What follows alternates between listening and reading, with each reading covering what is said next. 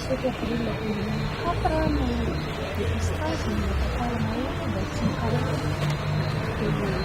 Taoriana izay moa izany nahatonga nanao fitiliana dia misy zavatra tsy mety ara-pahasalamana dia izay nahatonga nanao dépistage.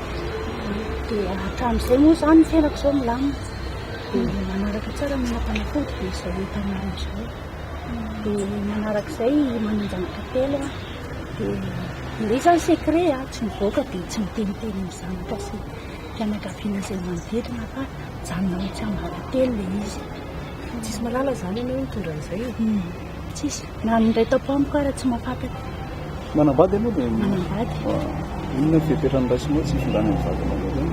Manao kapoty foana rehefa manao firaisana atao aorianan'ilay manao dépistage. Ny vadinao nefa misy sy misy. Hatria taloha ny anahy ihany aloha ny azoko lazaina dia ny anazy mijanona ohatry ambiara-telony ihany koa. Fa ho anahy aloha izany izao lazaiko aminareo.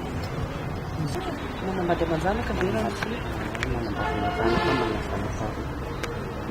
Manahoana ny ianaran'izay hoe mitondra ny tsiokaretina fa sy misy Tamin'ny voalohany aloha mitaitaina be satria teo anivon'ny fianakaviako sy ny teo anivon'ny fianakaviako ny tena nampitaitaina anahy satria tsy maintsy fantatra nefa ny tsy maintsy nitantaraka tamin'ny fianakaviako dia avy eo moa izy tsy nanefika anahy izy fa izy mahereza izy fa tsy zany tsy natahotra intsony rehefa fatatry ny fianakaviako.